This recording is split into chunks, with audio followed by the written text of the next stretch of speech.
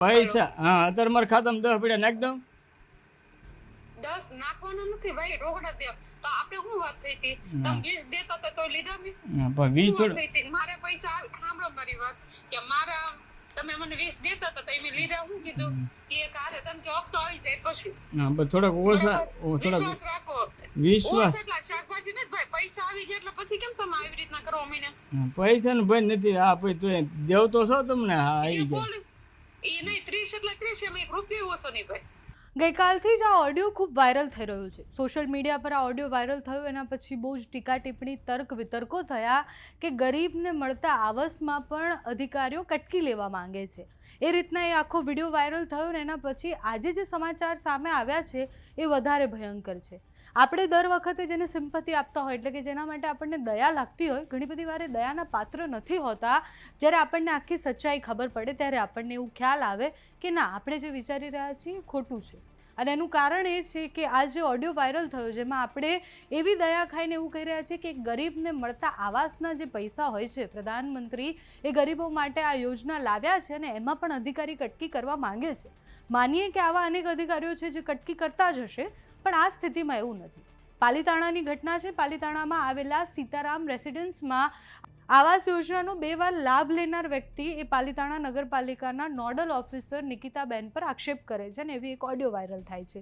તમે જે મહિલાને સાંભળે એ બેનનું નામ નિકિતાબેન છે અને જે સામેની બાજુ જે કહી રહ્યા છે કે હમણાં જ 20,000 આપી દઉં અને જે નોકઝોક થાય છે કે 20,000 તો નહીં જ લઉં, 30,000ની વાત થઈ છે એટલે 30,000 જ એ વ્યક્તિ 2 વાર પોતાના આવાસના પૈસા લે છે. એટલે 3.5 લાખ રૂપિયા આવાસના મળતા હોય છે. એ વ્યક્તિ પોતાના માતા અને પોતાના પત્ની બંનેના ભાગના પૈસા લે છે અને 2 આવાસ બનાવવાની જગ્યાએ પછી એક જ આવાસ બનાવે છે.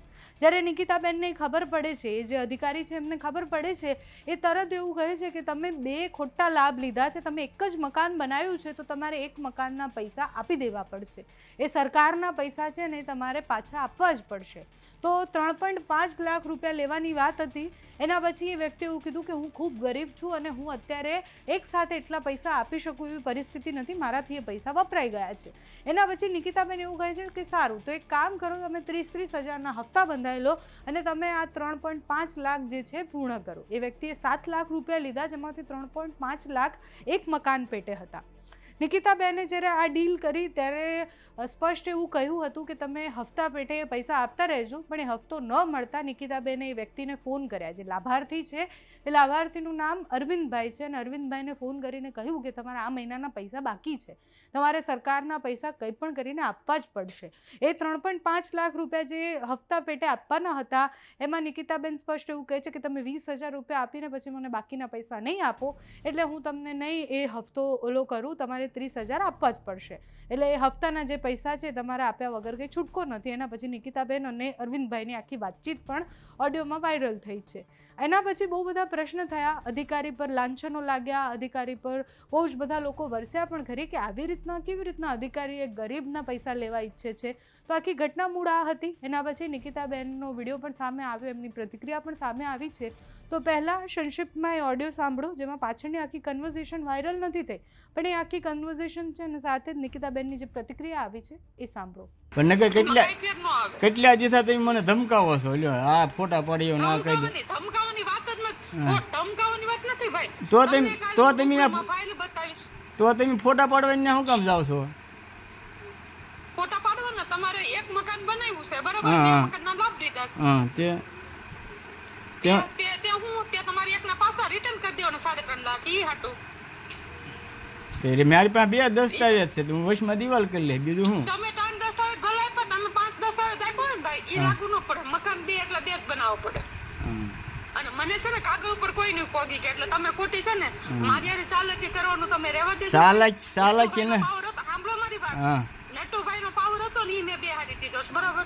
નટુભાઈ છે, સુરેશભાઈ, કારણ કે હું કાગળ ઉપર લીગલી ડાલવા વાળી છું બરોબર. એટલે કાગળ ઉપર સાચું હોય ને એટલે ત્યાં કોઈ નહીં પોગી કે હું ઈ માઈ કાંઈ ઈ કાંઈ આપણે માથાકુટી કાંઈ નથી કરી. નટુભાઈ ને નહીં તમને હું પૈસા 20,000 દઈ જાઉં. 20 નહીં 30 એટલે 30 હોય. તમે કરો છો કેમ? મને ખબર હતી એટલે મેં નોટ લીધા. હું તમને ન ઓળખું. 30 ના તમારા 3.5 નો ભારે પડશે ભાઈ તમને. મારી એને દુશ્મની છે ને, મારી એને ચાલે કે બહુ તમને ભારે પડશે. કારણ કે હું સીધે 3.5 લાખ હું સીધું કાલ ગોઠવી દઉં ત્યાંથી. તમને ખોટું લાગે એટલે મેં ત્યાં તૈયાર જ રાખી. મારું નામ નિકિતા દેવ મુરારી છે. હું પાલિતાણા નગરપાલિકામાં આવાસ યોજનામાં નોડલ ઓફિસર તરીકે જોબ કરું છું. એવી કોઈ વાત નથી ભાઈ. જે લાભાર્થી છે મેરા અરવિંદભાઈ ગોબરભાઈ, ગામ રોઈશાળા છે, તેમને તેમના મમ્મી છે એમના નામે 2 લાભ લીધેલા છે. એક એમના વાઈફ મેરા અંજુબેન અરવિંદભાઈ, એક એમના મમ્મી મેરા લાભુબેન ગોબરભાઈ, 2 લાભ લીધા છે. ટોટલ મકાન એક જ બનાવ્યું છે. તો હું વારંવાર એમને કોલ કરતી હતી કે 3.5 લાખ રિકવરી કરવા માટે. 2 વખત મેં નોટિસ પણ આપેલી. તો એમને એવું કીધું કે મારી પરિસ્થિતિ ખરાબ છે, મને હપ્તા સિસ્ટમ તમે કરી દો. તો મેં 30,000 હપ્તા પેઠે કરી દીધું. ત્યાર પછી એને ફોનમાં બ્લોક કરી દીધા. એટલે મેં એને મેસેજ પણ કરેલા. એટલે ત્યાર પછી મેં વિડીયો વોઇસ કોલમાં વાત કરેલી એમની સાથે, અને મેં આ બધી વાત કરી કે તમે 30,000 છે. તો એમને કીધું કે હું 10,000 આપું. મેં એમને કીધું 1 રૂપિયો ઓછો નહીં, 30 એટલે 30 જ. આ વાત હતી. અને ત્યારબાદ હું એક વખત મંદિરે દર્શન કરવા જતી હતી, રાત્રિનો સમય તો ઓફિસથી નીકળી, તો મારી પાછળ ગાડી લઈને આવ્યા અને રોડ ઉપર મને ધમકી આપી કે બેન મારા 3.5 લાખ તમે રિકવરી કરવાનું કહો છો, હું તમારો વિડીયો વાયરલ કરી દઈશ. તમારી એ જ ઓલી છે કે તમે આ પૈસા જમા કરાવવાનું મને ન કહો, ને કે તમારો વિડીયો વાયરલ કરી દઈશ રેકોર્ડિંગ.